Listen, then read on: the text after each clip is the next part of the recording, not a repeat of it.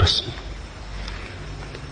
ध्यान और साक्षित्व में क्या संबंध है? उनसे चित्त वृत्तियां और अहंकार किस प्रकार विसर्जित होता है? पूर्ण निरअहंकार को उपलब्ध हुए बिना क्या समर्पण संभव है? गैरिक वस्त्र और माला ध्यान और साक्षी में ध्यान और साक्षी साधना में कहां तक सहयोगी? और कृपया यह भी समझाएं कि साक्षित्व, जागरूकता और सम्यक स्मृति में क्या अंतर है?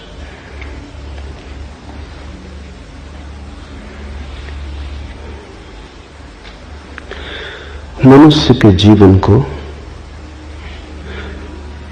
हम 4 हिस्सों में बांट सकते हैं। सबसे पहली परिधि तो कर्म की है। करने का जगत है, सबसे बाहर। थोड़े भीतर चले तो फिर विचार का जगत है, और थोड़े भीतर चले तो फिर भाव का जगत है, भक्ति का, प्रेम का। और थोड़े भीतर चले, केंद्र पर पहुंचे तो साक्षी का।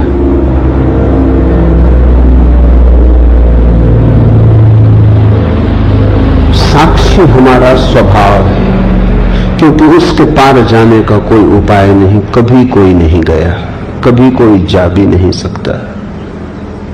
साक्षी का साक्षी होना असंभव है। साक्षी तो बस साक्षी है, उससे पीछे नहीं हटा जा सकता। वो हमारी बुनियाद आ गई। साक्षी की बुनियाद पर यह हमारा भवन है, भाव का, विचार का, कर्म का। इसलिए 3 योग हैं, कर्म योग, ज्ञान योग, भक्ति योग। वे तीनों ही ध्यान की पद्धतियां हैं। उन तीनों से ही साक्षी पर पहुंचने की चेष्टा होती। कर्म योग का अर्थ है कर्म धन ध्यान। सीधे कर्म से साक्षी पर जाने की जो चेष्टा है वही कर्म योग है। तो ध्यान पद्धति हुई और साक्षी भाव लक्ष्य हुआ। पूछा है ध्यान और साक्षित्व में क्या संबंध है? ध्यान मार्ग हुआ, साक्षित्व मंजिल हुई। ध्यान की परिपूर्णता है साक्षित्व, और साक्षी भाव का प्रारंभ है ध्यान। तो जो कर्म के ऊपर ध्यान को आरोपित करेगा, जो कर्म के जगत में ध्यान को जोड़ेगा, कर्म धन ध्यान, वो कर्म योगी। फिर ज्ञान योगी है, वो विचार के ऊपर ध्यान को आरोपित करता है, वो विचार के जगत में ध्यान को जोड़ता है, वो ध्यान पूर्वक विचार करने लगता है, एक नई प्रक्रिया जोड़ देता है कि जो भी करेगा होश पूर्वक करेगा। जब विचार धन ध्यान की स्थिति बनती है तो फिर साक्षी की तरफ यात्रा शुरू हुई। ध्यान है दिशा परिवर्तन। जिस चीज के साथ भी ध्यान जोड़ दोगे वही चीज साक्षी की तरफ ले जाने का वाहन बन जाएगी। फिर तीसरा मार्ग है भक्ति योग। भाव के साथ ध्यान का जोड़, भाव के साथ ज्ञान का, ध्यान का गठबंधन, भाव के साथ ध्यान की भांवर। तो भाव के साथ ध्यानपूर्ण हो जाओ। इन 3 मार्गों से व्यक्ति साक्षी की तरफ आ सकता है, लेकिन लाने वाली विधि ध्यान है। मौलिक बात ध्यान है। जैसे कोई वैद्य तुम्हें औषधि दे और कहे शहद में मिला के ले लेना, और तुम कहो शहद में लेता नहीं, मैं जैन धर्म का पालन करता हूं। तो वो कहे दूध में मिला के ले लेना, और तुम कहो दूध में ले नहीं सकता, क्योंकि दूध तो रक्त का ही हिस्सा है। मैं क्वेकर ईसाई हूं, मैं दूध नहीं पी सकता, दूध तो मांसाहार है। तो वैद्य कहे पानी में मिला के ले लेना, लेकिन औषधि एक ही है। मधु, दूध या जल, कोई फर्क नहीं पड़ता, वो तो सिर्फ औषधि को गटकने के उपाय है, गले से उतर जाए। औषधि अकेली न उतरेगी, ध्यान औषधि है। 3 तरह के लोग हैं जगत में। कुछ लोग हैं जो बिना कर्म के जी नहीं सकते, उनके सारे जीवन का प्रवाह कर्मठता का है। खाली बैठाओ, बैठ ना सकेंगे, कुछ ना कुछ करेंगे, ऊर्जा है, बहती हुई ऊर्जा है, कुछ हर्ज नहीं। तो सदगुरु कहते हैं कि फिर तुम कर्म के साथ ही ध्यान की औषधि को गटक लो। चलो यही सही, तुमसे कर्म छोड़ते नहीं बनता, ध्यान तो जोड़ सकते हो कर्म में। तुम कहते हो कर्म छोड़ के तुम्हें क्षण भर नहीं बैठ सकता, बैठ नहीं सकते ही नहीं, बैठना मेरे बस में नहीं, मेरा स्वभाव नहीं। मनोवैज्ञानिक जिनको एक्सट्रोवर्ट कहते हैं, बहिर्मुखी, सदा संलग्न है, कुछ ना कुछ काम चाहिए। जब तक थक के गिर ना जाएं, सो ना जाएं, तब तक कर्म को छोड़ना उन्हें संभव नहीं, कर्म उन्हें स्वाभाविक है। तो सदगुरु कहते हैं ठीक, कर्म पर ही सवारी कर लो, इसी का घोड़ा बना लो, इसी में मिला लो औषधि को और गटक जाओ। असली सवाल औषधि का है। तुम ध्यान पूर्वक कर्म करने लगो, जो भी करो मूर्छा में मत करो, होश पूर्वक करो, करते समय जागे रहो। फिर कुछ हैं जो कहते हैं कर्म का तो हम पर कोई प्रभाव नहीं, लेकिन विचार की बड़ी तरंगें उठती हैं, विचारक हैं, कर्म में उन्हें कोई रस नहीं, बाहर में उन्हें कोई उत्सुकता नहीं, मगर भीतर बड़े तरंगें उठती हैं, बड़ा कोलाहल है, और भीतर वो क्षण भर को निर्विचार नहीं हो पाते। वे कहते हैं कि हम बैठे शांत होकर तो और विचार आते, इतने वैसे नहीं आते जितने शांत होकर बैठ के आते हैं। पूजा, प्रार्थना, ध्यान का नाम ही रखते हैं कि बस विचारों की बड़ी आक्रमण, सेनाओं पर सेनाएं चली आती हैं, डुबा लेती। क्या करें? तो सदगुरु कहते हैं तुम विचार में ही मिला के ध्यान को पी जाओ। विचार को रोको मत, विचार आए तो उसे देखो, उसमें खो मत, थोड़े दूर खड़े रहो, थोड़े फासले पर, शांत भाव से देखते हुए विचार को ही धीरे धीरे तुम साक्षी भाव को उपलब्ध हो जाओगे। विचार से ही ध्यान को जोड़ दो। फिर कुछ है वो कहते हैं ना हमें विचार की कोई झंझट है, ना हमें कर्म की कोई झंझट है। भाव का उद्रेक होता है, आंसू बहते, हृदय गदगद हो आता, डुबकी लग जाती, प्रेम में, स्नेह में, श्रद्धा में, भक्ति में। सदगुरु कहते हैं इसी को औषधि बना लो, इसी में ध्यान को जोड़ दो। आंसू तो बहे, ध्यान पूर्वक बहे, रोमांच तो हो लेकिन ध्यान पूर्वक हो। लेकिन सार सूत्र ध्यान है। ये जो भक्ति, कर्म और ज्ञान के भेद हैं, ये औषधि के भेद नहीं, औषधि तो एक ही है। और यही तुम्हें अष्टावक्र को समझना होगा। अष्टावक्र कहते हैं सीधे ही छलांग लगा जाओ, औषधि सीधी ही गटकी जा सकती। वो कहते हैं इन साधनों की भी जरूरत नहीं है। इसलिए अष्टावक्र न तो ज्ञान योगी हैं, न भक्ति योगी, न कर्म योगी। वो कहते हैं सीधे ही साक्षी में उतर जाओ, इन बहानों की कोई जरूरत नहीं। ये औषधि सीधी ही गटकी जा सकती है। छोड़ो बहाने, वाहन छोड़ो, सीधे ही दौड़ सकते हो, साक्षी सीधे ही हो सकते हो। इसलिए जहां तक अष्टावक्र का संबंध है, साक्षी और ध्यान में कोई फर्क नहीं।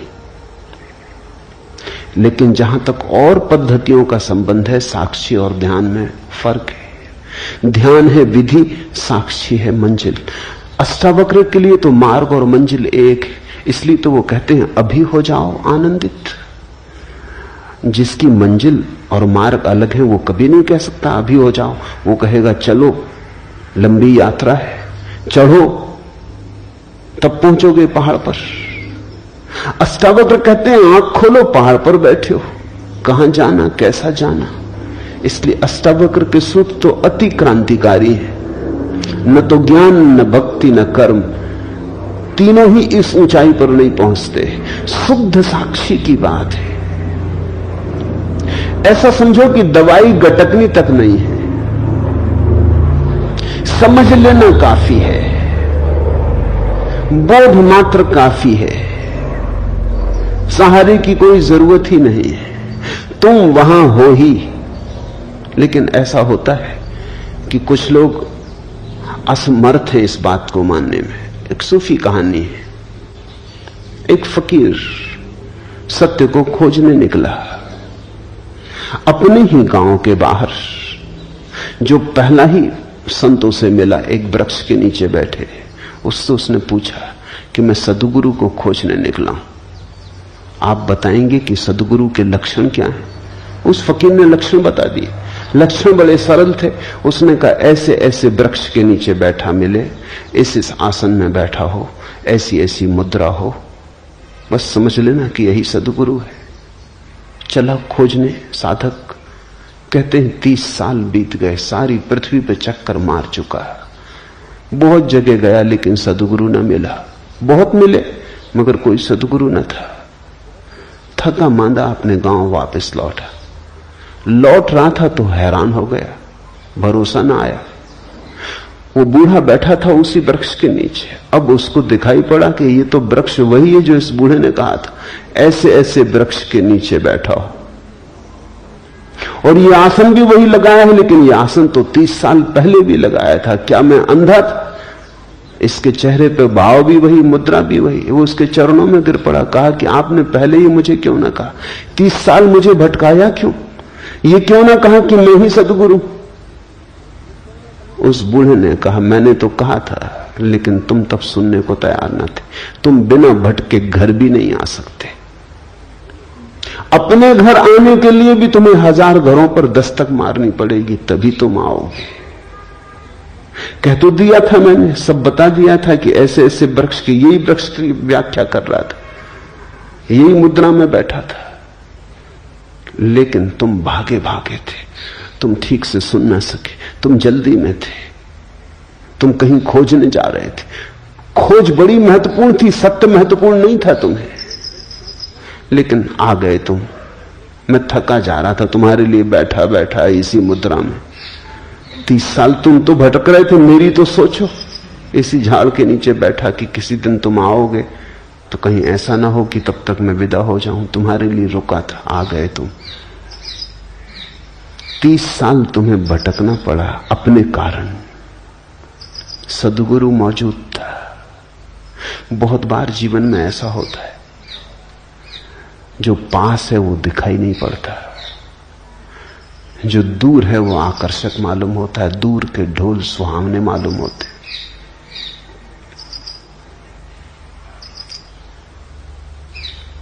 दूर खींचते हैं सपने हमें। अष्टावक्र कहते हैं कि तुम ही हो वही जिसकी तुम खोज कर रहे हो, और अभी और यहीं तुम वही हो।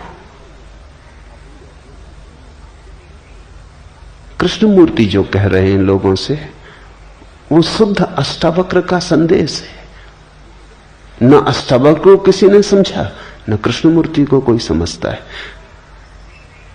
और तथाकथित साधु सन्यासी तो बहुत नाराज होते, क्योंकि कृष्णमूर्ति कहते हैं ध्यान की कोई जरूरत नहीं। बिल्कुल ठीक कहते हैं। न भक्ति की कोई जरूरत, न कर्म की कोई जरूरत, न ज्ञान की कोई जरूरत। साधारण साधु संत बड़े विचलित हो जाते हैं कि कुछ भी जरूरत नहीं, भटका दोगे लोगों को। भटकाइए, साधु संत रहे। कृष्णमूर्ति तो सीधा अष्टावक्र का संदेश ही दे रहे हैं। वो इतना ही कह रहे हैं कुछ जरूरत नहीं, क्योंकि जरूरत तो तब होती है जब तुमने खोया होता है। जरा झटकारो धूल, उठो, ठंडे पानी के छींटे आंख पे मार लो, और क्या करना है। तो अष्टावक्र के दर्शन में तो साक्षी और ध्यान एक ही है, क्योंकि मंजिल और मार्ग एक ही है। लेकिन और सभी मार्गों और प्रणालियों में ध्यान विधि है, साक्षी उसका अंतिम फल है। उनसे चित्तवृत्तियां और अहंकार किस प्रकार विसर्जित होते हैं। साक्षी भाव से चित्तवृत्तियां और अहंकार विसर्जित नहीं होते। साक्षी भाव में पता चलता है कि वे कभी थे ही नहीं। विसर्जित तो तब हो जब रहे हो। तुम ऐसा समझो कि तुम एक अंधेरे कमरे में बैठे हो, समझ रहे हो कि भूत है, तुम्हारा ही कुर्ता टंगा है, मगर भय में और घबराहट में और कल्पना के जाल में तुमने उसमें हाथ भी जोड़ लिए, पैर भी जोड़ लिए, वो खड़ा तुम्हें डरा रहा है। अब कोई कहे कि दिया जला लो, तो तुम पूछोगे दिया के जलने से भूत कैसे दूर होता है। लेकिन दिए के जलने से भूत दूर हो जाता है, क्योंकि भूत है नहीं। होता तो दिए के जलने से दूर नहीं होता। दिए के जलने से भूत के दूर होने का क्या लेना देना है। अगर भूत होता ही तो दिए के जलने से दूर ना होता। नहीं है, आभास होता है, इसलिए दूर भी हो जाता है। तुम हजारों ऐसी बीमारियों से पीड़ित रहते हो जो नहीं है, इसलिए किसी साधु संत की राख भी काम कर जाती है। इसलिए नहीं कि तुम्हारी बीमारी को राख से दूर होने का कोई संबंध है। पागल हुए, राख से कहीं बीमारियां दूर हुई? नहीं तो सब औषधि शास्त्र व्यर्थ हो जाएं। राख से बीमारी दूर नहीं होती, सिर्फ बीमारी थी ये ख्याल दूर होता है। मैंने सुना है एक वैद्य के संबंध में, खुद उन्होंने मुझसे कहा, एक आदिवासी क्षेत्र में बस्तर के पास वो रहते, तो बस्तर से दूर देहात से एक आदिवासी आया। वो एक गांव में गए हुए थे, आदिवासियों का गांव था। वो बीमार था, तो वैद्य के पास लिखने को भी कोई उपाय ना था। गांव में ना तो फाउंटेन पेन था, ना कलम थी, ना कागज था। तो पास में पड़े हुए एक खपड़े पर पत्थर के एक टुकड़े से उन्होंने औषधि का नाम लिख दिया और कहा कि बस इसको तो 1 महीने भर घोंट के दूध में मिला के पी लेना, सब ठीक हो जाएगा। वो आदमी महीने भर बाद आया, बिल्कुल ठीक हो गया, स्वस्थ चंगा। वैद्य ने कहा दवा काम कर गई? उसने कहा गजब की काम कर गई, अब फिर एक और खपड़े पे लिख के दे दें। उसने कहा तेरा मतलब? उसने कहा खपड़ा तो खत्म हो गया, घोल के पी गए, मगर गजब की दवा थी। और वो ठीक भी होके आ गया है। अब वैद्य भी कुछ कहे तो ठीक नहीं, अब कुछ कहना उचित नहीं। वो मुझसे कहने लगे, फिर मैंने कुछ नहीं कहा, जब ठीक ही हो गया तो जो ठीक कर दे वो दवा।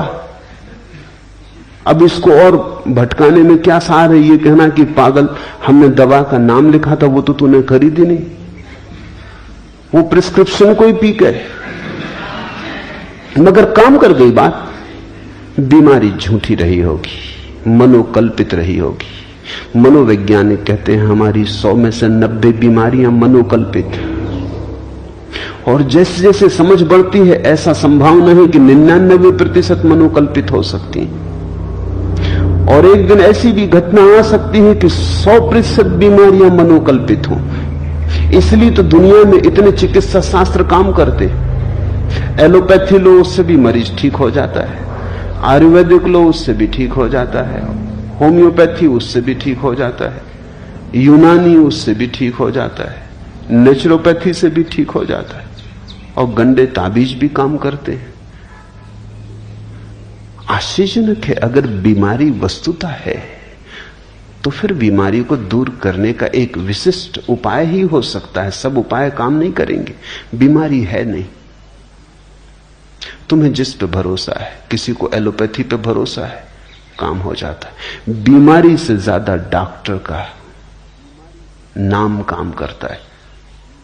तुमने कभी ख्याल किया, जब भी तुम बड़े डॉक्टर को दिखा के लौटते हो जेब खाली करके, काफी फीस देके, आधे तो तुम वैसे ही ठीक हो जाते। अगर वही डॉक्टर मुफ्त प्रिस्क्रिप्शन लिख दे तो तुम्हें असर ना होगा। डॉक्टर की दवा कम काम करती है, चुकाई गई फीस ज्यादा काम करती। एक दफा ख्याल आ जाए कि डॉक्टर बहुत बड़ा, सबसे बड़ा डॉक्टर, बस काफी है। तुम पूछते हो अहंकार और चित्तवृत्तियां साक्षी भाव में कैसे विसर्जित होती हैं?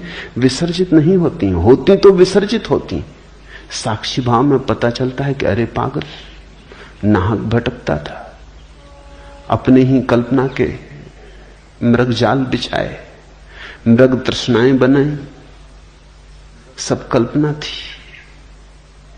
विसर्जित नहीं होती, साक्षी में जाग के पता चलता है थी ही नहीं।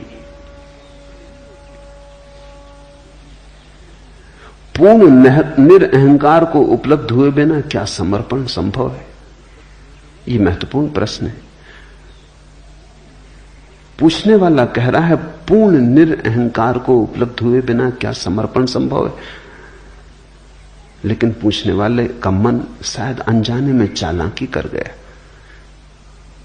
निरअहंकार में तो पूर्ण जोड़ा है, समर्पण में पूर्ण नहीं जोड़ा। पूर्ण निरअहंकार के बिना पूर्ण समर्पण संभव नहीं है। जितना अहंकार छोड़ोगे उतना ही समर्पण संभव है। 50% अहंकार छोड़ोगे तो 50% समर्पण संभव। अहंकार का छोड़ना और समर्पण दो बातें थोड़ी हैं, एक ही बात को कहने के दो ढंग हैं। तो तुम कहो कि पूर्ण अहंकार को छोड़े बिना तो समर्पण संभव नहीं, पूर्ण समर्पण संभव नहीं, धोखा मत दे लेना अपने को। तो सोचो कि समर्पण की क्या जरूरत जब पूर्ण अहंकार छूटेगा, और वो तो कब छूटेगा, कैसे छूटेगा? जितना अहंकार छूटेगा उतना समर्पण संभव है। अब पूर्ण की प्रतीक्षा मत करो, जितना बने उतना करो। उतना कर लोगे तो और आगे कदम उठाने की सुविधा हो जाएगी। जैसे कोई आदमी अंधेरी रात में यात्रा पर जाता है, हाथ में उसके छोटी सी कंदील है, 4 कदम तक रोशनी पड़ती है। वो आदमी कहे कि इससे तो 10 मील की यात्रा कैसे हो सकती? 4 कदम तक रोशनी पड़ती, 10 मील तक अंधेरा है, भटक जाएंगे। तो हम उससे कहेंगे तुम घबराओ मत, 4 कदम चलो। जब तुम 4 कदम चल चुके होगे, रोशनी 4 कदम आगे बढ़ने लगेगी। कोई 10 मील तक रोशनी की थोड़ी जरूरत है, तब तुम चलोगे। 4 कदम काफी है।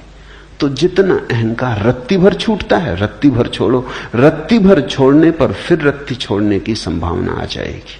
4 कदम चले, फिर 4 कदम तक रोशनी पड़ने लगी। ऐसी तरकीब खोज के मत बैठ जाना कि जब पूर्ण अहंकार छूटेगा तब समर्पण करेंगे, फिर तुम कभी ना करोगे। तुमने बड़ी कुशलता से बचाव कर लिया। उतना ही समर्पण होगा, ये बात सच है, जितना अहंकार छूटेगा। तो जितना छूटता हो उतना तो कर लो। जितना कमा सको समर्पण उतना तो कमा लो। शायद उसका स्वाद तुम्हें और तैयार कर दे, उसका आनंद अहोभाव तुम्हें और हिम्मत दे दे। हिम्मत स्वाद से आती है। कोई आदमी कहे कि जब तक हम पूरा तैरना न सीख लेंगे तब तक पानी में न उतरेंगे। ठीक कह रहा है, गणित की बात कह रहा है, तर्क की बात कह रहा है। ऐसे बिना सीखे पानी में उतर गए और खा गए डुबकी, ऐसी झंझट न करेंगे। पहले तैरना सीख लेंगे पूरा, फिर उतरेंगे। मगर पूरा सीखोगे कहां? गद्दी पर। पूरा तैरना सीखोगे कहां? पानी में तो उतरना ही पड़ेगा। मगर तुमसे कोई नहीं कह रहा है कि तुम सागर में उतर जाओ, किनारे पर उतरो, गले गले तक उतरो, जहां तक हिम्मत हो वहां तक उतरो, वहां तैरना सीखो। धीरे धीरे हिम्मत बढ़ेगी, 2-2 हाथ आगे बढ़ोगे, सागर की पूरी गहराई भी फिर तैरी जा सकती। तैरना आ जाए एक बार, और तैरना आने के लिए उतरना तो पड़ेगा ही। किनारे पर ही उतरो। मैं नहीं कह रहा हूं कि तुम सीधे किसी पहाड़ से किसी गहरी नदी में छलांग लगा लो। किनारे पर ही उतरो। जल के साथ थोड़ी दोस्ती बनाओ, जल को जरा पहचानो, हाथ पैर तड़फड़ाओ। तैरना है क्या? कुशलता पूर्वक हाथ पैर तड़फड़ाना। तड़फड़ाना सभी को आता है। किसी आदमी को जो कभी नहीं तैरा उसे भी पानी में फेंक दो तो वो भी तड़फड़ाता है। उसमें और तैरने वाले में फर्क थोड़ी सी कुशलता का है, क्रिया का कोई फर्क नहीं। हाथ पैर वो भी फेंक रहा है, लेकिन उसका पानी पे भरोसा नहीं है, अपने पे भरोसा नहीं है। वो डर रहा है कि कहीं डूब ना जाऊं। वो डर ही उसे डुबा देगा। जल ने थोड़ी किसी को कभी डुबाया है। तुमने देखा मुर्दे ऊपर तैर जाते, मुर्दे पानी पे तैरने लगते। पूछो मुर्दों से तुम्हें क्या तरकीब आती? जिंदा थे डूब गए, मुर्दा होकर तैर रहे हो। मुर्दा डरता नहीं, अब नदी कैसे डुबाए। पानी का स्वभाव डुबाना नहीं है, पानी उठाता है। इसलिए तो पानी में वजन कम हो जाता है। तुम पानी में अपने से वजनी आदमी को उठा ले सकते हो, बड़ी चट्टान उठा ले सकते हो पानी में। पानी में चीजों का वजन कम हो जाता है। जैसे जमीन का गुरुत्वाकर्षण है, जमीन नीचे खींचती, पानी ऊपर उछालता है। पानी का उछालना स्वभाव है। अगर डूबते हो तो तुम अपने ही कारण डूबते हो। पानी ने कभी किसी को नहीं डुबाया। भूल के भी पानी को दोष मत देना, पानी ने अब तक किसी को नहीं डुबाया। तुम वैज्ञानिक से पूछ लो, वो भी कहता है ये चमत्कार है कि आदमी डूब कैसे जाते हैं, क्योंकि पानी तो उबारता है।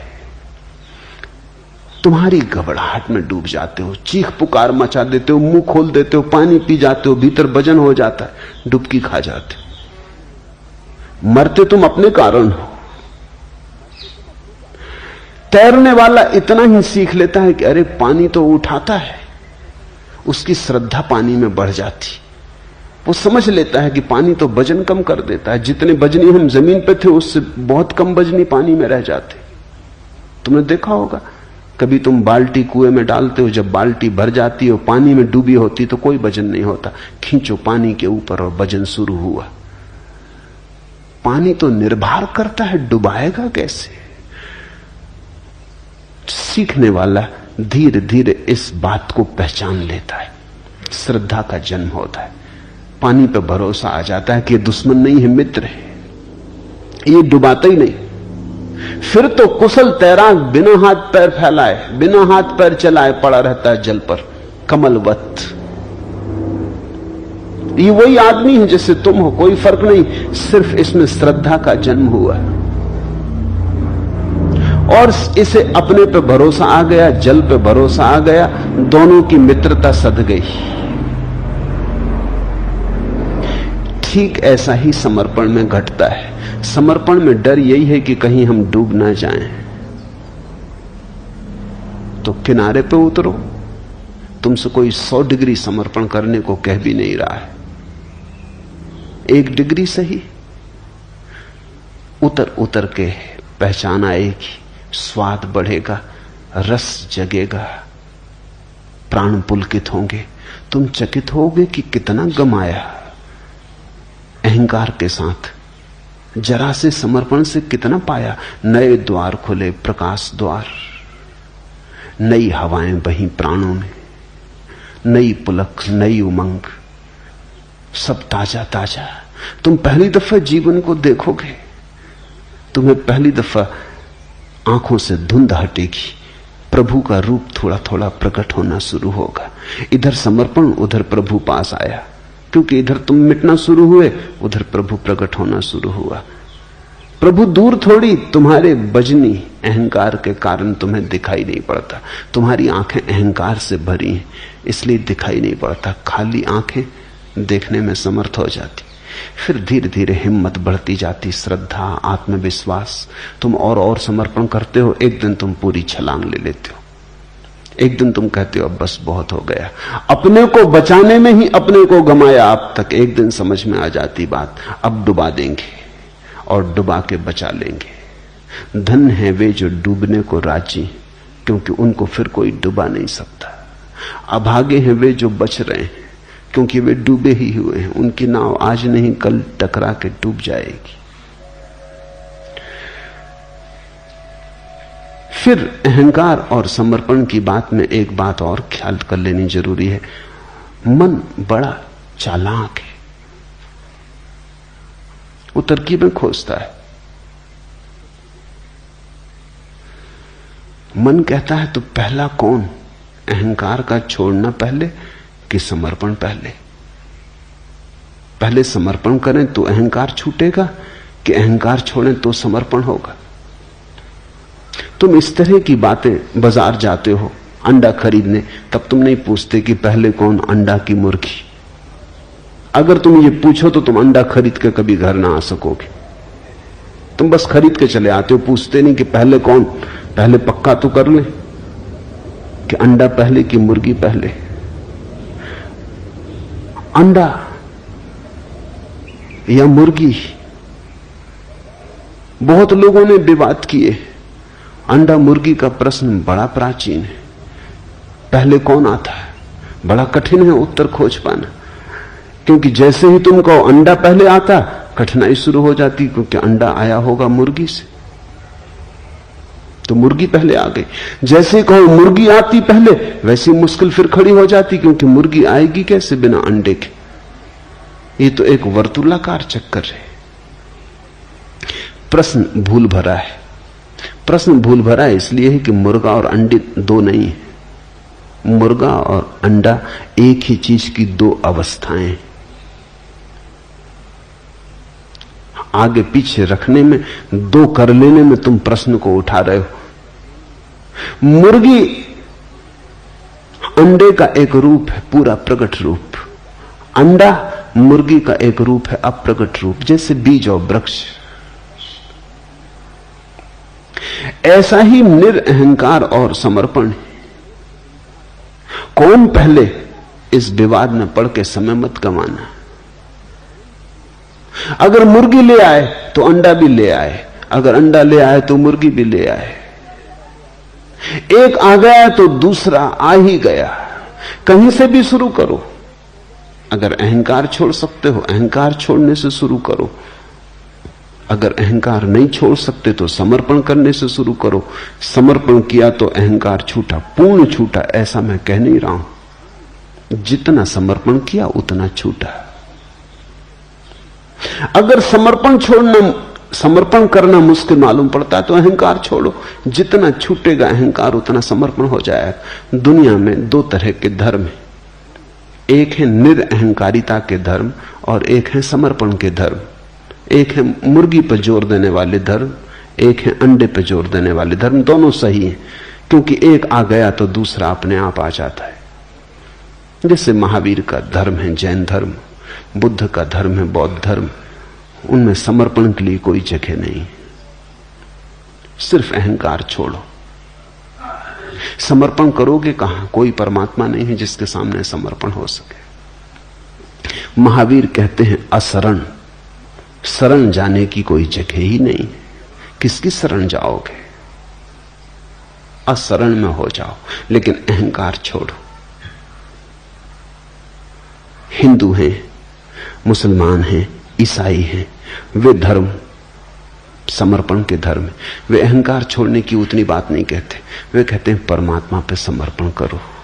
कोई चरण खोज लो, कोई चरण जहां तुम अपने सिर को झुका सको। अहंकार अपने से चला जाएगा। दोनों सही है, क्योंकि दोनों घटनाएं एक ही सिक्के के दो पहलू हैं। तुम सिक्के का सीधा हिस्सा घर ले आओ कि उल्टा हिस्सा घर ले आओ, इससे क्या फर्क पड़ता है? सिक्का घर आ जाएगा। दोनों ही एक सिक्के के पहलू हैं, पर कहीं से शुरू करना पड़ेगा। बैठ के सिर्फ गणित मत बिठाते रहना। गैरिक वस्त्र और माला ध्यान और साक्षी साधना में कहां तक सहयोगी है? चाहो तो हर चीज सहयोगी है। चाहो तो छोटी छोटी चीजों से रास्ता बना ले सकते हो। कहते हैं राम ने जब पुल बनाया लंका को जोड़ने को, जब सागर सेतु बनाया, तो गिलहरियां छोटी छोटी रेत के कण और कंकड़ ले आई। उनका भी हाथ हुआ, उन्होंने भी सेतु को बनने में सहायता दी। बड़े बड़ी चट्टाने वाले लाने वाले लोग भी थे, छोटी छोटी गिलहरियां भी थीं, जो उनसे बन सका उन्होंने किया। कपड़े के बदल लेने से बहुत आशा मत करना, क्योंकि कपड़े के बदल लेने से अगर सब बदलता होता तो बात बड़ी आसान हो जाती। माला के गले में डाल लेने से ही मत समझ लेना कि बहुत कुछ हो जाएगा, क्रांति घट जाएगी। इतनी सस्ती क्रांति नहीं है। लेकिन इससे यह भी मत सोच लेना कि यह गिलहरी का उपाय, इससे क्या होगा। राम ने गिलहरियों को भी धन्यवाद दिया। ये छोटे छोटे उपाय भी कारगर हैं। कारगर इस तरह है, अचानक तुम अपने गांव वापस जाओगे गैरिक वस्त्रों में, सारा गांव चौंक के तुम्हें देखेगा। तुम उस गांव में फिर ठीक उसी तरह से न बैठ पाओगे जिस तरह पहले बैठते थे। तुम उस गांव में उसी तरह से छिप न जाओगे जैसे पहले छिप जाते थे। तुम उस गांव में एक पृथकता लेकर आ गए। हर एक पूछेगा क्या हुआ है, हर एक तुम्हें याद दिलाएगा कि कुछ हुआ है, हर एक तुमसे प्रश्न करेगा, हर एक तुम्हारी स्मृति को जगाएगा, हर एक तुम्हें मौका देगा पुनः पुनः स्मरण का साक्षी बनने का। एक मित्र ने सन्यास लिया, सन्यास लेते वक्त वो रोने लगे, सरल व्यक्ति, और कहा कि बस एक अड़चन है, मुझे शराब पीने की आदत है और आप जरूर कहेंगे कि छोड़ो। मैंने कहा मैं किसी को कुछ छोड़ने को कहते ही नहीं। पीते हो ध्यानपूर्वक पियो।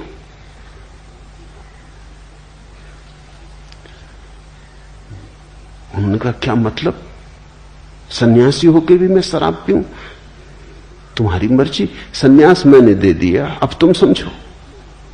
वो कोई महीने भर बाद आए, कहने लगे आपने चालबाजी की।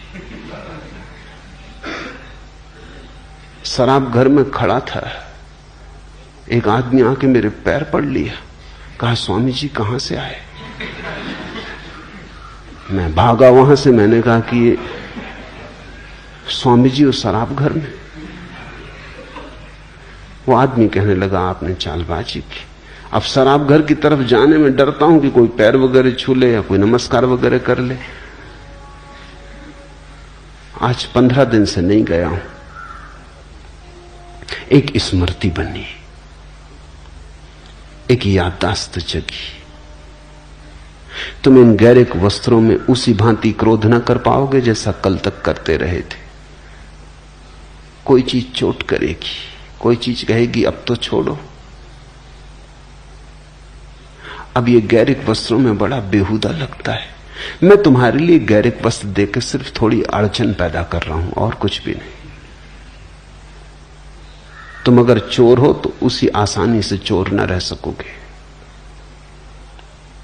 तुम अगर धन के पागल दीवाने हो, लोभी हो, तो तुम्हारे लोभ में वही बल न रह जाएगा।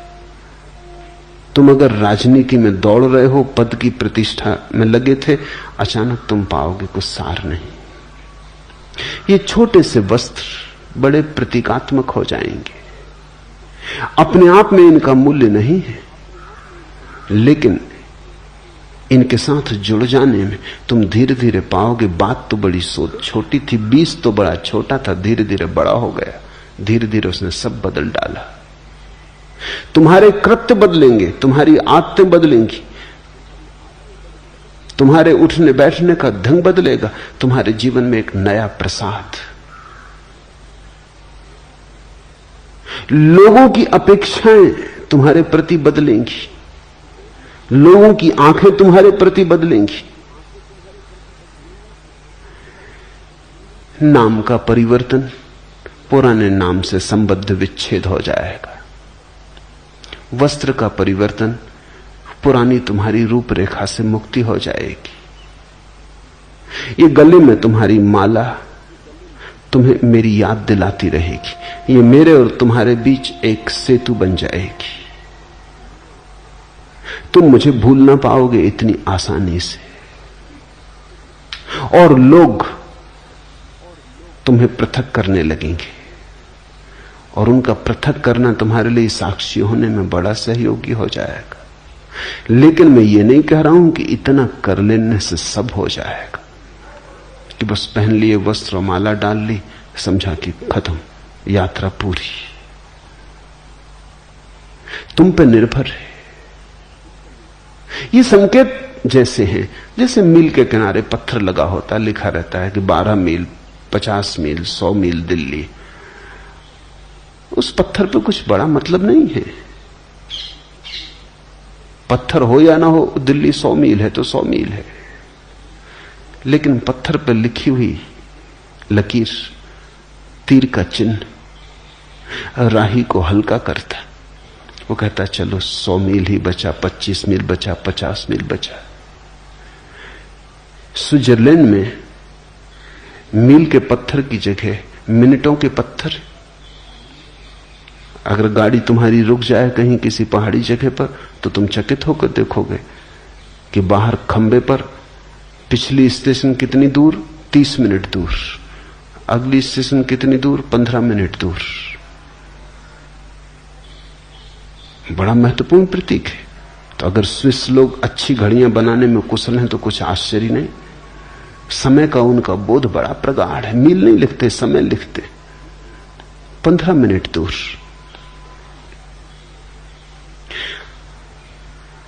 खबर मिलती है कि समय का बोध प्रगाढ़ है इस जाति का।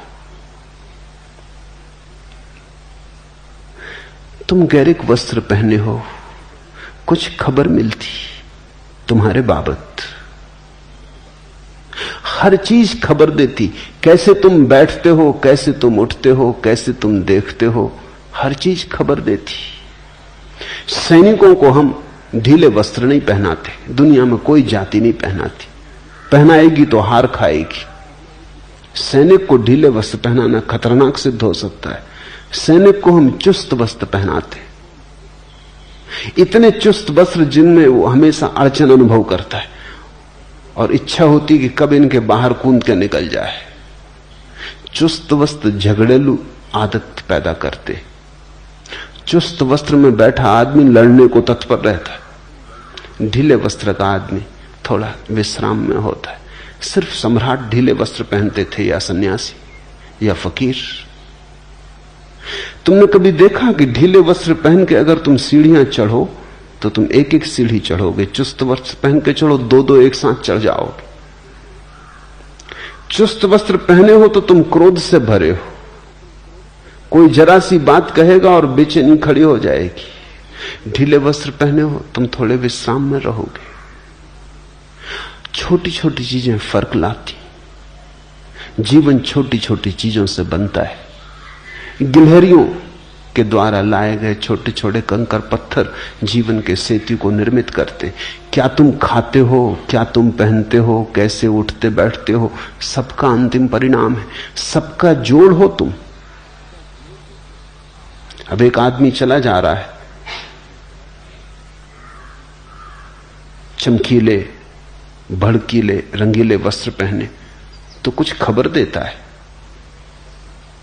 एक स्त्री चली जा रही है, बेहुदे अश्लील शरीर को उभारने वाले वस्त्र पहने, कुछ खबर देती। एक आदमी ने सीधे सादे वस्त्र पहने, ढीले विश्राम से भरे, कुछ खबर मिलती उस आदमी के संबंध में। मनोवैज्ञानिक कहते हैं अगर तुम एक आदमी को आधा घंटा तक चुपचाप देखते रहो, कैसे वस्त्र पहने, कैसा उठता, कैसा बैठता, कैसा देखता, तो तुम उस आदमी के संबंध में इतनी बातें जान लोगे कि तुम भरोसा ना कर सकोगे। हमारी हर गतिविधि, हर भाव भंगिमा हमारी है। भाव भंगिमा के बदलने से हम बदलते हैं, हमारे बदलने से भाव भंगिमा बदलती। तो ये तो केवल प्रतीक है, ये तुम्हें साथ देंगे, ये तुम्हारे लिए इशारे बने रहेंगे, ये तुम्हें जागरूक रखने के लिए थोड़ा सा सहारा है।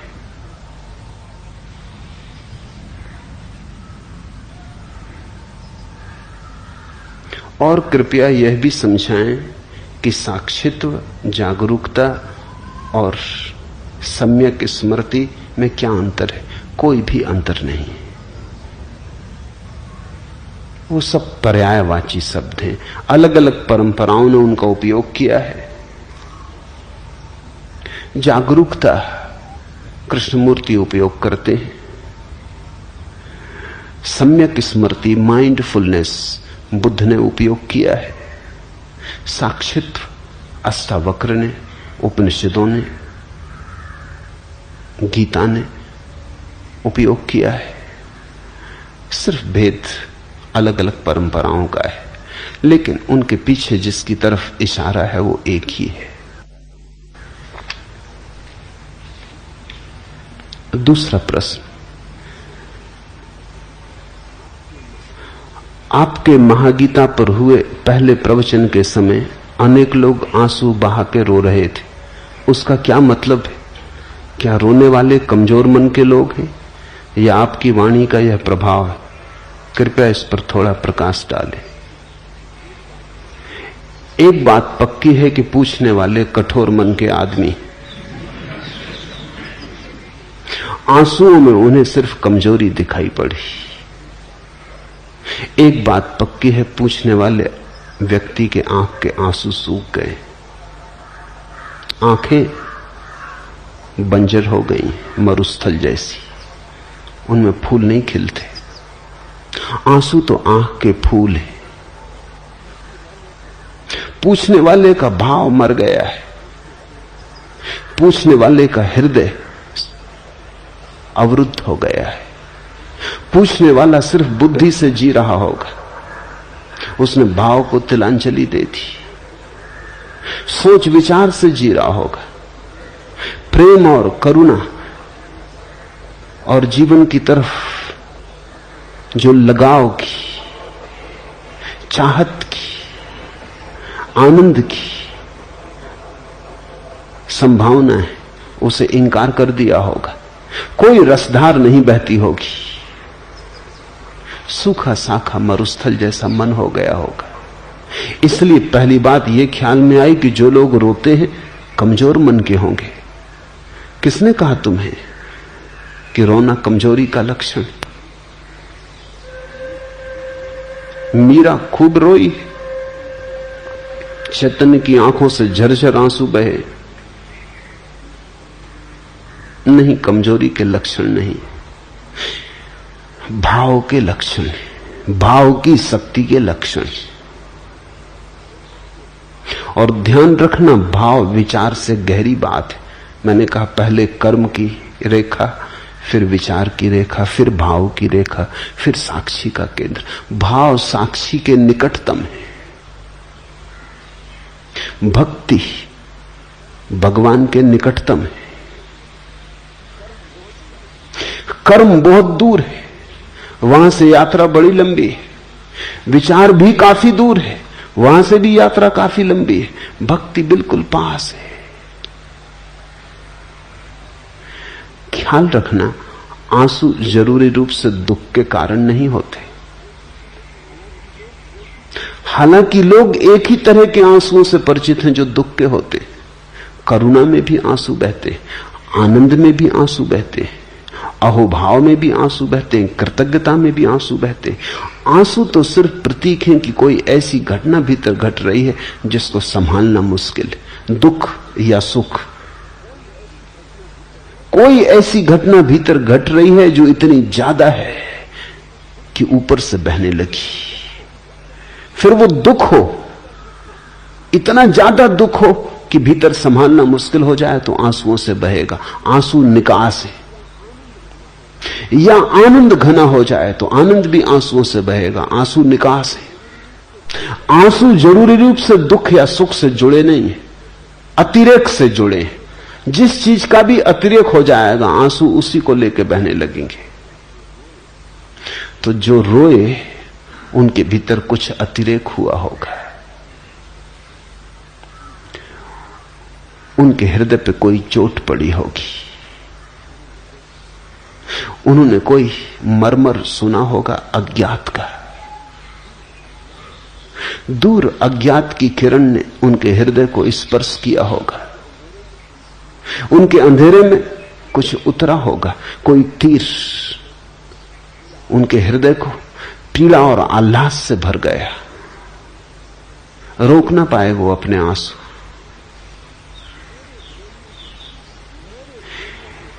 मेरे बोलने के प्रभाव से इसका कोई संबंध नहीं, क्योंकि तुम भी सुन रहे थे। अगर मेरे बोलने का ही प्रभाव होता तो तुम भी रोए होते, सभी रोए होते। नहीं, मेरे बोलने से ज्यादा सुनने वाले की हार्दिकता का संबंध है। जो रो सकते थे वो रोए, और रोना बड़ी शक्ति है। एक बहुत अनूठी दिशा को मनुष्य जाति ने खो दिया, विशेषकर मनुष्यों ने खो दिया, पुरुषों ने। स्त्रियों ने थोड़ा बचा रखा है, स्त्रियां धन्यभागी। मनुष्य की आंख में पुरुष हो कि स्त्री एक सी ही आंसुओं की ग्रंथियां हैं। प्रकृति ने आंसुओं की ग्रंथियां बराबर बनाई, इसलिए प्रकृति का तो निर्देश स्पष्ट है कि दोनों की आंखें रोने के लिए बनी। लेकिन पुरुष के अहंकार ने धीरे धीरे अपने को नियंत्रण में कर लिया है। धीरे धीरे पुरुष सोचने लगा है कि रोना स्त्रैण है, सिर्फ स्त्रियां रोती। इस कारण पुरुष ने बहुत कुछ खोया है, भक्ति खोई, भाव खोया। इस कारण पुरुष ने आनंद खोया, अहोभाव खोया। इस कारण पुरुष ने दुख की भी महिमा खोई, क्योंकि दुख भी निखारता है, साफ करता है। इस कारण पुरुष के जीवन में एक बड़ी दुर्घटना घटी, तुम चकित होगे। दुनिया में स्त्रियों की बजाय दुगने पुरुष पागल होते।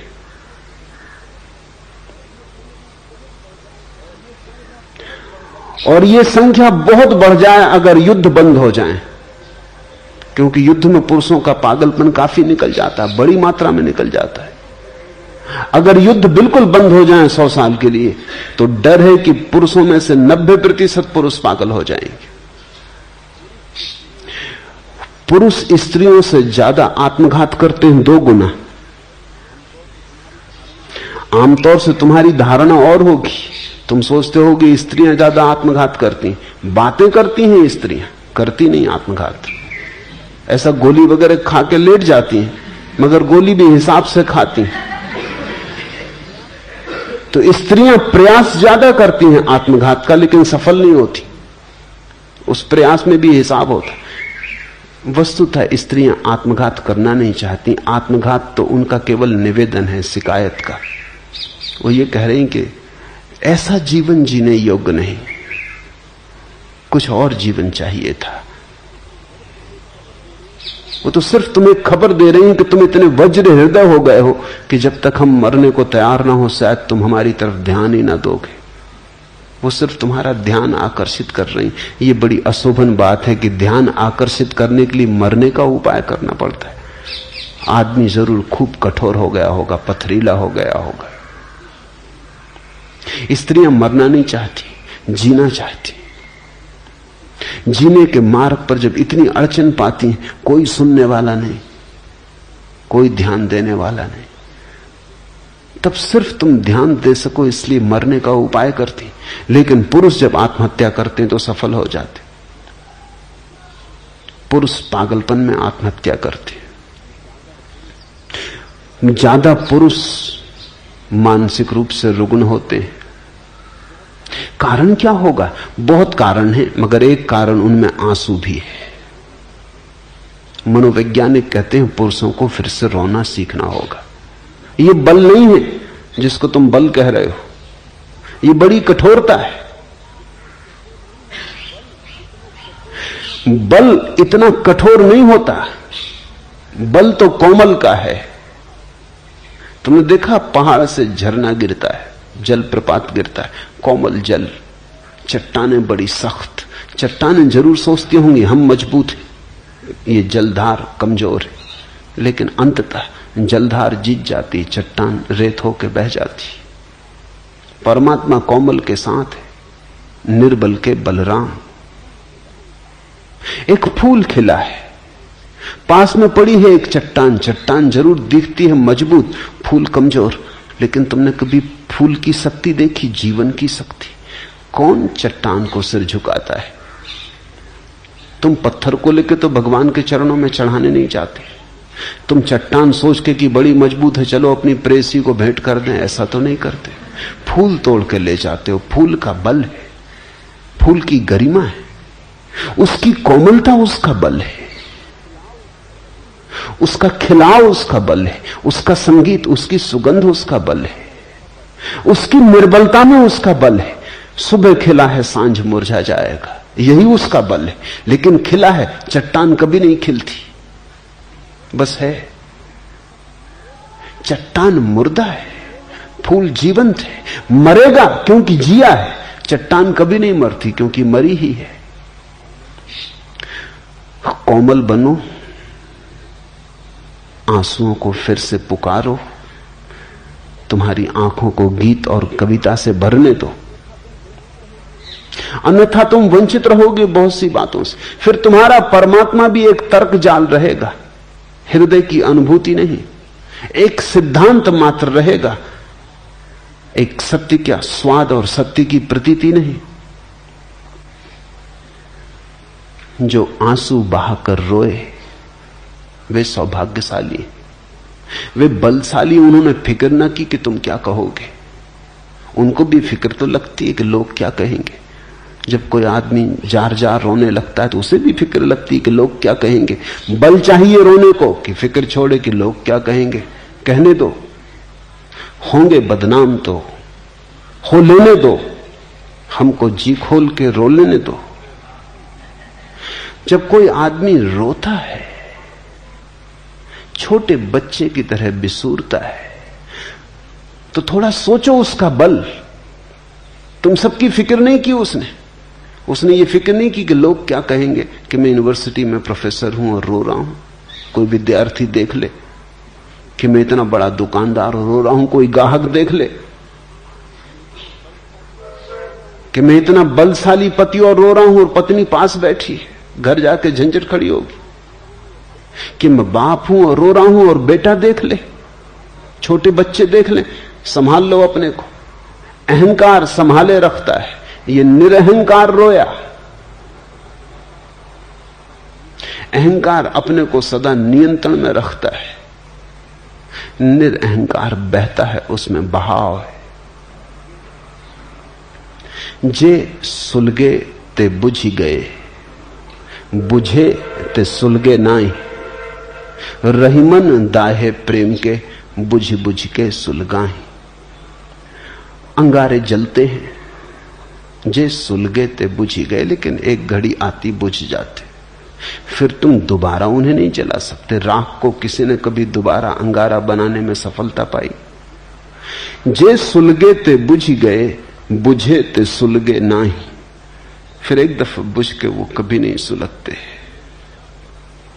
रहीमन दाहे प्रेम के, लेकिन जिनके हृदय में प्रेम का तीर लगा उनका क्या कहना। रहीम, रहीमन दाहे प्रेम के, बुझ बुझ के सुलगाएं। बार बार जलते, बार बार बुझते, फिर सुलग जाते। प्रेम की अग्नि शाश्वत है, सनातन है। जिन्होंने मुझे प्रेम से सुना वो रो पाएंगे, जिन्होंने मुझे सिर्फ बुद्धि से सुना वो कुछ निष्कर्ष ज्ञान लेके जाएंगे, वो राख लेके जाएंगे, प्रेम का अंगारा नहीं।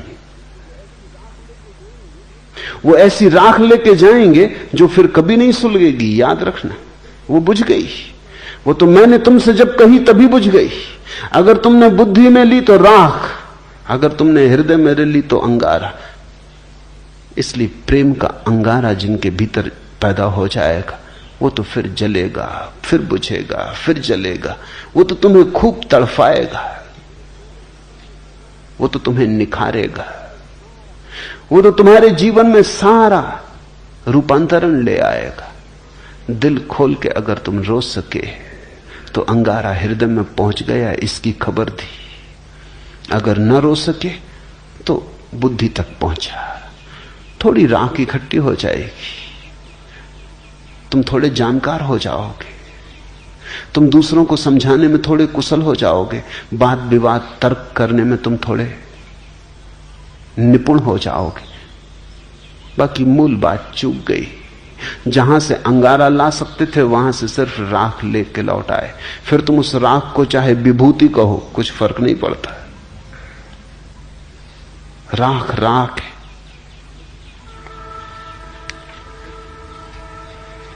लगी आग उठे दर्द के राग दिल से, तेरे गम में आतश बयां हो गए हम। खिरत की बदौलत रहे रास्ते में, गुब्बारे बसे कारवां हो गए हम। लगी आग उठे दर्द के राग दिल से, वो आंसू आग लग जाने के आंसू थे। जब किसी को रोकते देखो उसके पास बैठ जाना। वो घड़ी सत्संग का है, वो घड़ी छोड़ने जैसी नहीं। तुम नहीं रो पा रहे तो कम से कम रोते हुए व्यक्ति के पास बैठ जाना, उसका हाथ हाथ में ले लेना। शायद बीमारी तुम्हें भी लग जाए। लगी आग उठे दर्द के राग दिल से, आग लग जाए। ये गैरिक वस्त्र आग के प्रतीक है, ये प्रेम की आग के प्रतीक है। तेरे गम में आतश बयां हो गए हम। और जब तुम्हारे भीतर हृदय में पीड़ा उठेगी, विरह का भाव उठेगा, तुम्हारी श्वास श्वास में जब अग्नि प्रकट होने लगेगी, आतश बयां।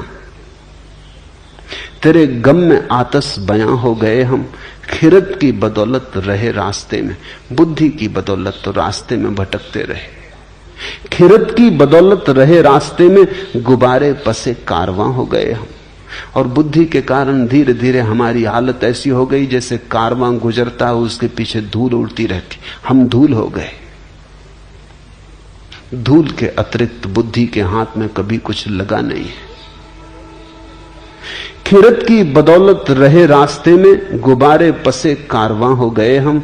जो दिल अपना रोशन हुआ कृष्ण मोहन, हदें मिट गई बेकरां हो गए हम। जो दिल अपना रोशन हुआ कृष्ण मोहन, अगर प्रेम में पड़ जाए चोट, हृदय पे लग जाए चोट, खिल जाए वहां आग का अंगारा।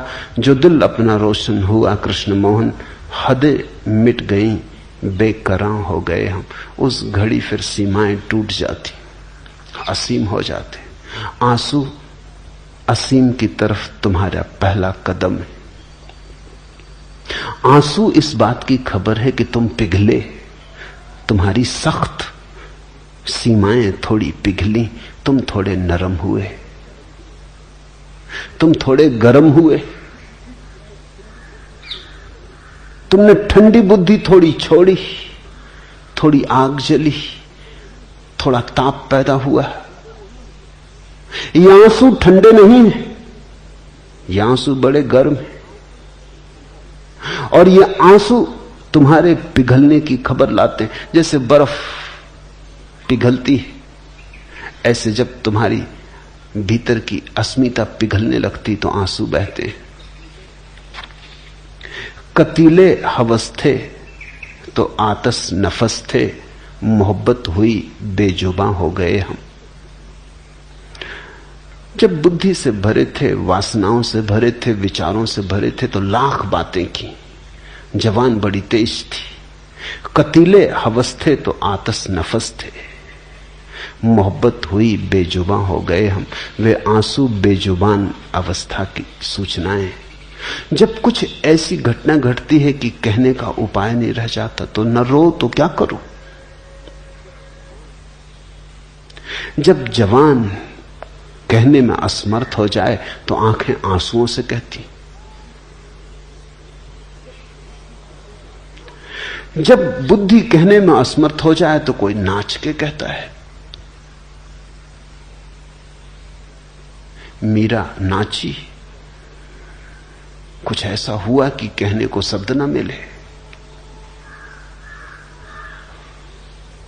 पद्म घुंघरू बांध मीरा नाची रे, रोई,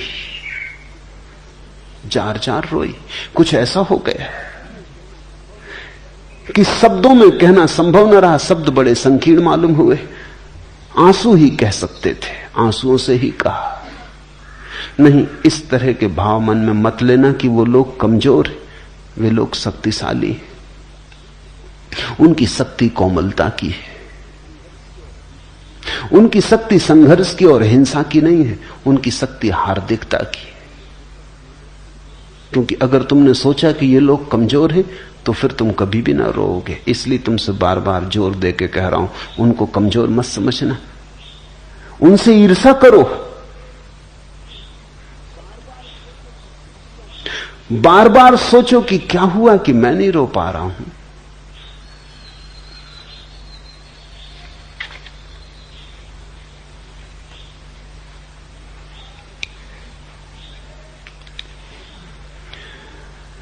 भाव से भरा व्यक्ति स्वयं के केंद्र के सर्वाधिक निकट है। और जितना ही भाव से भरा व्यक्ति स्वयं के निकट होता है उतनी ही ज्यादा पीड़ा को अनुभव करता है। तुम जितने घर से ज्यादा दूर हो उतने ही घर को भूलने की सुगमता है। जैसे जैसे घर करीब आने लगता है वैसे वैसे घर की याद भी आने लगती। तुम परमात्मा को भूल के बैठे हो। परमात्मा शब्द तुम्हारे कानों में पड़ता है लेकिन कोई हलचल नहीं होती। सुन लेते हो, एक शब्द मात्र है। परमात्मा शब्द मात्र नहीं है। उसे सुन लेने भर की बात नहीं है। जिसके भीतर कुछ थोड़ी सी अभी भी जीवन की आग है उसे परमात्मा झकझोर देगा। शब्द मात्र झकझोर देगा। चाहते हो अगर मुझे दिल से, फिर भला किस लिए रुलाते हो। तो भक्त सदा परमात्मा से कहते रहे, चाहते हो अगर मुझे दिल से, फिर भला किस लिए रुलाते हो। रोशनी के घने अंधेरों में क्यों नजर से नजर चुराते हो। पास आए न पास आकर भी पास मुझको नहीं बुलाते हो। किस लिए आसपास रहते हो, किस लिए आसपास आते हो। तो अगर तुमने मुझे ठीक से सुना तो तुम्हें परमात्मा बहुत बार बहुत पास मालूम पड़ेगा। किस लिए आसपास रहते हो, किस लिए आसपास आते हो। पास आए न पास आकर भी पास मुझको नहीं बुलाते हो। चाहते हो अगर मुझे दिल से, फिर भला किस लिए रुलाते हो। रोशनी के घने अंधेरों में क्यों नजर से नजर चुराते हो। जो व्यक्ति भाव में उतर रहा है वो बिल्कुल इतने करीब है परमात्मा के कि परमात्मा की आंच उसे अनुभव होने लगती, नजर में नजर पड़ने लगती, सीमाएं एक दूसरे को ऊपर उतरने लगती, एक दूसरे की सीमा में अतिक्रमण होने लगता है। यहां जो कहा जा रहा है वो सिर्फ कहने को नहीं है, वो तुम्हें रूपांतरित करने को है।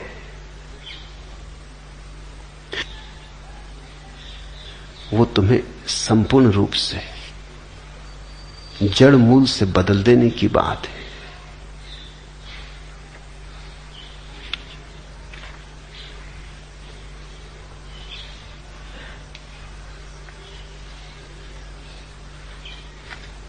तीसरा प्रश्न, धर्म धन धारणा या धारणा धन धर्म से संस्कृति का निर्माण होता है और संस्कृति से समाज और उसकी परंपराएं बनती। पूज्यपाद ने बताया कि धर्म सबके खिलाफ है।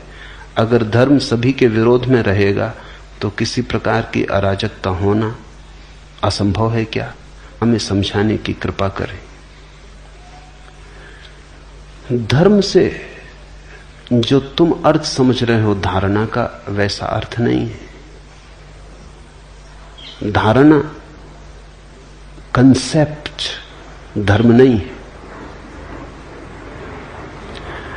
धर्म शब्द बना है जिस धातु से, उसका अर्थ है जिसने सबको धारण किया है, जो सबका धारक है, जिसने सबको धारा है। धारणा नहीं, जिसने सबको धारण किया है।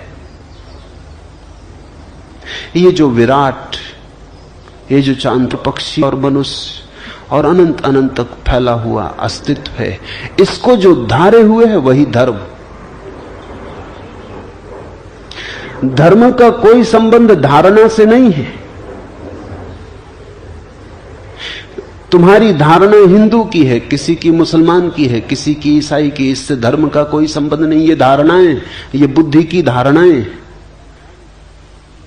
धर्म तो उस मौलिक सत्य का नाम है जिसने सब को संभाला है, जिसके बिना सब बिखर जाएगा, जो सबको जोड़े हुए है, जो सबकी समग्रता है, जो सबका सेतु है। वही, जैसे हम फूल की माला बनाते, की माला रखी हो, फर्क क्या है? ढेर अराजक है, उसमें कोई एक फूल से दूसरे फूल से संबंध नहीं, सब फूल असंबंधित है।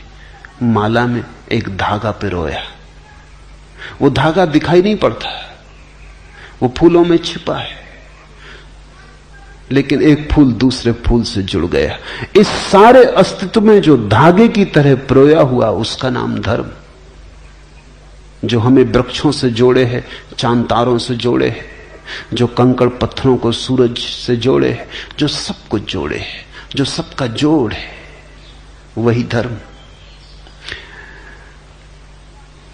धर्म से संस्कृति का निर्माण नहीं होता, तो संस्कार से बनती। धर्म तो तब पता चलता है जब हम सारे संस्कारों का त्याग कर देते हैं। सन्यास का अर्थ है संस्कार त्याग। हिंदू की संस्कृति अलग है, मुसलमान की संस्कृति अलग है, बौद्ध की संस्कृति अलग है, जैन की संस्कृति अलग है। दुनिया में हजारों संस्कृतियां हैं, क्योंकि हजारों ढंग के संस्कार हैं। कोई पूरब की तरफ बैठ के प्रार्थना करता है, कोई पश्चिम की तरफ मुंह करके प्रार्थना करता है, ये संस्कार है। कोई ऐसे कपड़े पहनता, कोई वैसे कपड़े पहनता है, कोई इस तरह। मैं नहीं चाहूंगा कि दुनिया में बस एक संस्कृति हो, बड़ी बेहूदी, बेरौनक, उबाने वाली होगी। दुनिया में हिंदुओं की संस्कृति होनी चाहिए, मुसलमानों की, ईसाइयों की, बौद्धों की, जैनों की, चीनियों की, रूसियों की, हजारों संस्कृतियां होनी चाहिए, क्योंकि वैविध्य जीवन को सुंदर बनाता है। बगीचे में बहुत तरह के फूल होने चाहिए, एक ही तरह के फूल बगीचे को उबाने ऊप से भर देंगे। संस्कृतियां तो अनेक होनी चाहिए, अनेक हैं, अनेक रहेंगी, लेकिन धर्म एक होना चाहिए, क्योंकि धर्म एक है और कोई उपाय नहीं। तो मैं हिंदू को संस्कृति कहता हूं, मुसलमान को संस्कृति कहता हूं, धर्म नहीं कहता। ठीक है, संस्कृतियां तो सुंदर हैं, बनाओ अलग ढंग की मस्जिद, अलग ढंग के मंदिर। मंदिर सुंदर हैं, मस्जिदें सुंदर हैं। मैं नहीं चाहूंगा कि दुनिया में सिर्फ मंदिर रह जाएं और मस्जिदें मिट जाएं, बड़ा सौंदर्य कम हो जाएगा। मैं नहीं चाहूंगा कि दुनिया में संस्कृति रह जाए, अरबी मिट जाए, बड़ा सौंदर्य कम हो जाएगा। मैं नहीं चाहूंगा दुनिया में सिर्फ कुरान रह जाए, वेद मिट जाए, गीता उपनिषद मिट जाए, दुनिया बड़ी गरीब हो जाएगी। कुरान सुंदर है, साहित्य की अनूठी कृति है, काव्य की बड़ी गहन कुछ लेना ना नहीं। वेद प्रिय है, अनूठे उद्घोष है, पृथ्वी की आकांक्षाएं हैं आकाश को छू लेने की। उपनिषद अति मधुर है, उनसे ज्यादा मधुर वक्तव्य कभी भी नहीं दिए गए, वे नहीं खोने चाहिए। वे सब रहने चाहिए, पर संस्कृति की तरह। धर्म तो एक है। धर्म तो वो है जिसने हम सबको धारण किया, हिंदू को भी, मुसलमान को भी, ईसाई को भी। धर्म तो वो है जिसने पशुओं को, मनुष्यों को, पौधों को, सबको धारण किया। जो पौधों में हरे धार की तरह बह रहा है, जो मनुष्यों में रक्त की धार की तरह बह रहा है, जो तुम्हारे भीतर श्वास की तरह चल रहा है, जो तुम्हारे संस्कृति का पर्याय मत समझना। धर्म से संस्कृति का कोई लेना देना नहीं। इसलिए तो रूस की संस्कृति हो सकती, वहां कोई धर्म नहीं। चीन की संस्कृति है, वहां अब कोई धर्म नहीं। नास्तिक की संस्कृति हो सकती है, आस्तिक की हो सकती है। धर्म से संस्कृति का कोई लेना देना नहीं। धर्म तो तुम्हारे रहने सहने से कुछ वास्ता नहीं रखता। धर्म तो तुम्हारे होने से वास्ता रखता है। धर्म तो तुम्हारा शुद्ध स्वरूप है, स्वभाव है। संस्कृति तो तुम्हारे बाहर के आवरण, आचरण, व्यवहार, इन सब चीजों से संबंध रखती। कैसे उठना, कैसे बोलना, क्या कहना, कोई परंपरा नहीं बनती। धर्म परंपरा नहीं, धर्म तो सनातन शाश्वत सत्य है। परंपराएं तो आदमी बनाता है, धर्म तो है। परंपराएं आदमी से निर्मित है, आदमी के द्वारा बनाई गई। धर्म आदमी से पूर्व है, धर्म के द्वारा आदमी बनाया गया है। इस फर्क को ख्याल में ले लेना। इसलिए परंपरा को भूल के भी धर्म मत समझना। और धार्मिक व्यक्ति कभी पारंपरिक नहीं होता, ट्रेडिशनल नहीं होता। इसलिए तो जीसस को सूली देनी पड़ी, मंसूर को मार डालना पड़ा, सुकरात को जहर देना पड़ा, क्योंकि धार्मिक व्यक्ति कभी भी परंपरागत नहीं होता। सनातन शाश्वत का कोई उद्घोष करता है तो परंपरा से बंधे लीक लकीर के फकीर बहुत घबरा जाते, उनको बहुत बेचैनी होने लगती। वो कहते हैं इससे तो अराजकता हो जाएगी। अराजकता अभी है। जिसको तुम कहते हो व्यवस्था, अराजकता, वो क्या खाक व्यवस्था है। सारा जीवन कलह से भरा है, सारा जीवन न मालूम कितने अपराधों से भरा है, और सारा जीवन दुख से भरा है। फिर भी तुम घबराते हो अराजकता हो जाएगी। तुम्हारे जीवन में क्या है सिवाय नरक के? कौन सी बांसुरी बजती है तुम्हारे जीवन में? राख ही राख का ढेर है, फिर भी कहते हो अराजकता हो जाएगी। धार्मिक व्यक्ति विद्रोही तो होता है, अराजक नहीं। इसे समझना। धार्मिक व्यक्ति ही वस्तुतः राजक व्यक्ति होता है, क्योंकि उसने संबंध जोड़ लिया अनंत से, उसने जीवन के परम मूल से संबंध जोड़ लिया। अराजक तो कैसे होगा? हां, तुमसे संबंध तो टूट गया, तुम्हारी ढांचे व्यवस्था से वो थोड़ा बाहर हो गया। उसने परम से नाता जोड़ लिया, उसने उधार से नाता तोड़ दिया, उसने नगद से नाता जोड़ लिया, उसने बासे से नाता तोड़ दिया। कृति और सत्ता तो प्लास्टिक के फूलों जैसी है। धार्मिक व्यक्ति का जीवन वास्तविक फूलों जैसा है। प्लास्टिक के फूल फूल जैसे दिखाई पड़ते हैं, वस्तुतः फूल नहीं मालूम होते, बस दूर से दिखाई पड़ते, धोखा है। तुम अगर इसलिए सत्य बोलते हो क्योंकि तुम्हें संस्कार डाल दिया गया है सत्य बोलने का, तो तुम्हारा सत्य दो कौड़ी का है। तुम अगर इसलिए मांसाहार नहीं करते क्योंकि तुम जैन घर में पैदा हुए और संस्कार डाल दिया गया कि मांसाहार पाप है, इतना लंबा संस्कार डाला गया कि आज मांस को देख के तुम्हें मतली आने लगती, तो तुम ये मत सोचना कि तुम धार्मिक हो गए।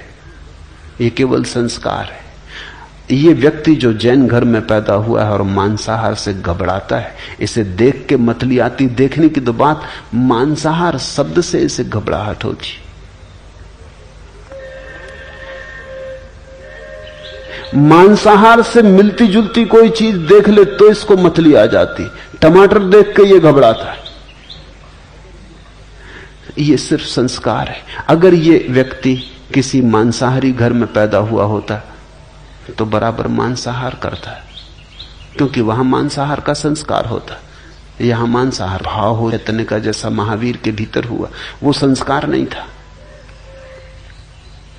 वो उनका अपना अनुभव था कि किसी को दुख देना अंततः अपने को ही दुख देना है, क्योंकि हम सब एक हैं, जुड़े हैं।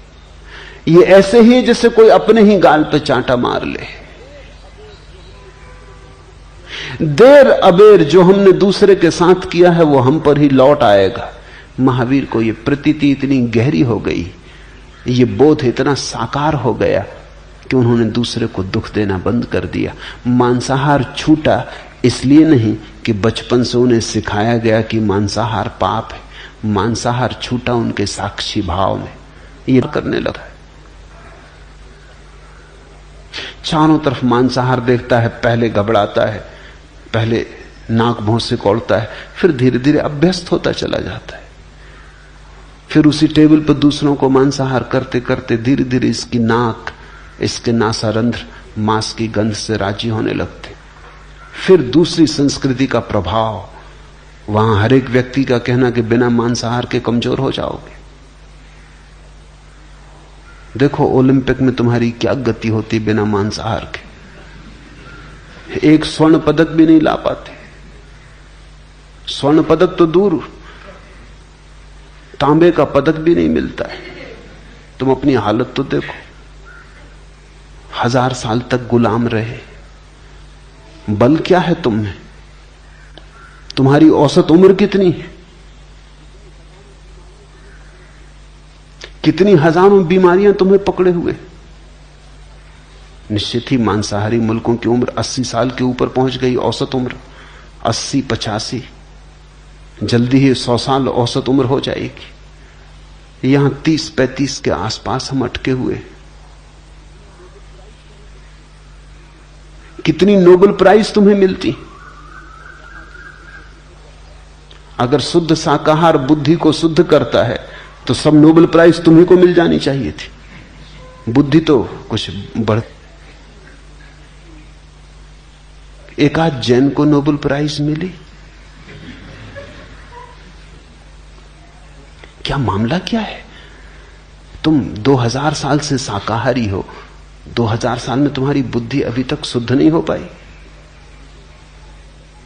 तो मांसाहारी के पास दलीलें हैं, वो कहता तुम्हारी बुद्धि कमजोर हो जाती, क्योंकि ठीक ठीक प्रोटीन, ठीक ठीक विटामिन, ठीक ठीक शक्ति तुम्हें नहीं मिलती, तुम्हारी देह कमजोर हो जाती, तुम्हारी उम्र कम हो जाती, तुम्हारा बल कम हो जाता। अमेरिका में तुम रोज देखते हो, खबरें सुनते हो अखबार में कि किसी 90 साल के आदमी ने शादी की, तुम हैरान होते हो, तुम कहते हो ये मामला क्या पागलपन का है। लेकिन 90 साल, तो जैसे कोई जाके पश्चिम की संस्कृति में रहता, वहां ये सब दलीलें सुनता है और प्रमाण देखता है और उनकी विराट संस्कृति का वैभव देखता है, धीरे धीरे भूल जाता है। महावीर को अगर पश्चिम जाना पड़ता तो वो मांसाहार नहीं करते, वो फूल स्वाभाविक था। वो कहते ठीक 2-4-10 साल कम जिएंगे, इससे हर्ज क्या, ज्यादा जीने का फायदा क्या है? ज्यादा जी के तुम करोगे क्या? और थोड़े जानवरों को खा जाओगे, और क्या करोगे? महावीर से अगर किसी ने कहा होता तो वो कहते जरा लौट के तो देखो, अगर तुम 100 साल जिए और तुमने जितने जानवर, पशु, पक्षी खाए उनकी जरा तुम कतार रख के तो हड्डियों के ढेर तुमने लगाती है अपने चारों तरफ। एक आदमी जिंदगी में जितना मांसाहार करता है, हजारों लाखों पशु पक्षियों का ढेर लग जाएगा। अगर जरा तुम सोचो कि इतने प्राण तुमने मिटाए, किस लिए? सिर्फ जीने के लिए। और जीना किस लिए? और पशुओं को मिटाने के लिए। अगर महावीर से कोई ये कहेगा कि तुम निर्बल हो जाते, तो वो कहता बल का हम करेंगे क्या? किसी की हिंसा करनी, किसी को मारना है, कोई युद्ध लड़ना है। अगर महावीर को कोई कहता कि देखो तुम 1000 साल गुलाम रहे, तो महावीर कहते हैं 2 स्थितियां हैं, या तो मालिक बनो किसी के, या गुलाम। महावीर कहेंगे मालिक बनने से गुलाम बन, चोर बनने से चोरी का शिकार बन जाना बेहतर। अगर महावीर को कोई कहता कि देखो तुम्हें नोबेल प्राइज नहीं मिलते, वो कहते नोबेल प्राइज का करेंगे क्या? ये खेल खिलौने हैं बच्चों को खेलने कूदने के लिए अच्छे, इनका करेंगे क्या? हम कुछ और ही पुरस्कार पाने चले। वो पुरस्कार सिर्फ परमात्मा से मिलता है और किसी से भी नहीं मिलता। वो पुरस्कार साक्षी के आनंद का है, वो सच्चिदानंद का है। नोबेल प्राइज तुम अपनी संभालो, तुम बच्चों को दो, खेलने दो, ये खिलौने हैं। इस संसार का कोई पुरस्कार उस पुरस्कार का मुकाबला नहीं करता जो भीतर के आनंद का है। भ्रष्ट होके आ जाता है, कारण वो भ्रष्ट था ही, भ्रष्ट होके आ गया ऐसा नहीं। कागजी फूल था, झूठी बात थी, संस्कार था। संस्कृति और धर्म में अंतर समझ लेना। धर्म तुम्हारा स्वानुभव है और संस्कृति दूसरों के द्वारा सिखाई गई बातें। लाख कोई कितने ही व्यवस्था से सिखा दे, दूसरे की सिखाई बात तुम्हें मुक्त नहीं करती, बंधन में डालती। तो जब मैं कहता हूं धर्म बगावत है, विद्रोह है, तो मेरा अर्थ है बगावत परंपरा से, बगावत संस्कार से। बगावत आध्यात्मिक का अनुसंधान दूसरे ढंग का है। वो भीतर से बाहर की तरफ आता है, वो किसी के द्वारा आरोपित नहीं है, वो स्वस्फूर्त है। वो ऐसा है जैसा झरना फूटता है भीतर की ऊर्जा से। वो ऐसा है जैसे नदी बहती है जल की ऊर्जा से। कोई धक्के नहीं दे रहा है। तुम ऐसे हो जैसे गले में किसी ने रस्सी बांधी और घसीटे जा रहे हो, पीछे से कोई कोड़े मार रहा है तो चलना पड़ रहा है। संस्कार से जीने वाला आदमी जबरदस्ती घसीटा जा रहा है, बेमन से घसीटा जा रहा है। धार्मिक व्यक्ति नाचता हुआ जाता है, वो मृत्यु की तरफ भी जाता है तो नाचता हुआ जाता। तुम जो गाते, वो कहते हम साधु संत सीधे साधे आदमी, बड़ा अन्याय हो रहा है दुनिया में। बेईमान मजा लूट रहे हैं, चोर बदमाश मजा लूट रहे हैं। मैं उनसे कहता हूं तुम्हें यह ख्याल ही उठता है कि वो मजा लूट रहे हैं, ये बात बताती कि तुम साधु भी नहीं, संत भी नहीं, सरल भी नहीं। तुम हो तो उन्हीं जैसे लोग, सिर्फ तुम्हारी हिम्मत कमजोर है। चाहते तो तुम भी उन्हीं जैसा मजा हो, लेकिन उस मजे के लिए जो कीमत चुकानी पड़ती है वो चुकाने में तुम डरते हो। तो तुम भी चोर, लेकिन चोरी करने के लिए हिम्मत चाहिए, वो हिम्मत तुम्हारी खो गई।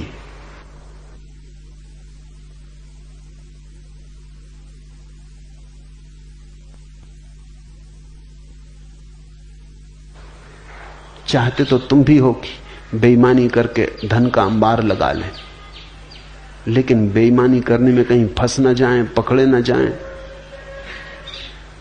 इसलिए तुम रुके हो। अगर तुम्हें पक्का आश्वासन दे दिया जाए कि कोई तुम्हें पकड़ेगा नहीं, कोई तुम्हें पकड़ने वाला नहीं है, कोई पकड़ने का डर नहीं, तुम तत्क्षण चोर हो जाओगे। धार्मिक व्यक्ति तो दया खाता है उन पर जो बेईमानी कर रहे हैं, क्योंकि वो कहता है ये बेचारे कैसे परम आनंद से वंचित हो रहे हैं, जो हमें मिल रहा है वो इन्हें नहीं मिल रहा। धार्मिक व्यक्ति ईर्ष्या नहीं करता अधार्मिक से, दया खाता है। मन ही मन में रोता है कि इन विचारों को, सिर्फ क्योंकि उसके पास कुछ विराटतर है, और उसी विराट के कारण उसके जीवन में एक अनुशासन होता है। उस अनुशासन के ऊपर कोई अनुशासन नहीं है। धार्मिक व्यक्ति विद्रोही है, लेकिन अनुशासनहीन नहीं। उसका अनुशासन आत्मिक है, आंतरिक है, आत्मानुशासन है उसका अनुशासन।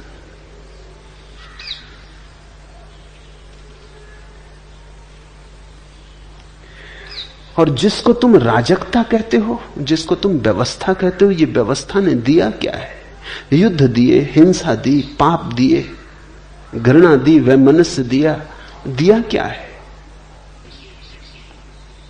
पापियों ने तो हमको बचाया सदा, पाप हमने किए सज्जनों के लिए। प्रश्न जब भी मिले सब मुखौटे लगा, उम्र हमको मिली उलझनों के लिए। भीड़ सपनों की हमने उगाई सदा, बंजारों के नगर निर्जनों के लिए। किन लुटोरों की दुनिया में हम आ गए, हाथ कटते यहां कंगनों के लिए। जिंदगी ने निचोड़ा है इतना हमें, बेच डाले नयन दर्शनों के लिए। यहां है क्या? आंखें तक बिक गई। इस आशा में कि कभी दर्शन होंगे। आत्मा तक बिक गई है इस आशा में कि कभी परमात्मा मिलेगा। ऐसा है जन, कोई किसी का मित्र नहीं, सब शत्रु ही शत्रु मालूम होते। यहां मिलता तो कुछ भी नहीं। किस बात को तुम व्यवस्था कहते हो? व्यवस्था तो तभी हो सकती है जब जीवन में आनंद हो। आनंद एक व्यवस्था लाता है। आनंद के पीछे छाया की तरह आती है व्यवस्था। स्मरण रखना, दुखी आदमी अराजक होता है, सुखी आदमी अराजक नहीं हो सकता। दुखी आदमी अराजक हो ही जाता, उसे मिला क्या है तो वो तोड़ने फोड़ने में उत्सुक हो जाता है। जिसके जीवन में कुछ भी नहीं मिला है वो नाराजगी में तोड़। इस व्यवस्था को, इस धोखे की व्यवस्था को तुम व्यवस्था मत समझ लेना। ये राजनीतिज्ञों की चालबाजी है। और जिन्हें तुम समझते हो कि वो तुम्हारे नेता हैं, जिन्हें तुम समझते हो तुम्हारे राहबर, वो राहजन, वही तुम्हें लूटते हैं। चलो अब किसी और के सहारे लोगों। बड़े खुदगर्ज हो गए थे किनारे लोगों, अब तो किनारे का भी सहारा रखना ठीक नहीं मालूम पड़ता। चलो अब किसी और के सहारे लोगों, बड़े खुदगर्ज हो गए थे किनारों लोगों। सहारा समझ अंधड़ से गई हैं पतवारें लोगों। क्या गुजरेगी सफीने पे खबर नहीं, अंधड़ से मिल गई हैं पतवारें लोगों। हजारों बेबस आहें दफन हैं यहां, महज पत्थरों के ढेर नहीं हैं ये मजारें लोगों।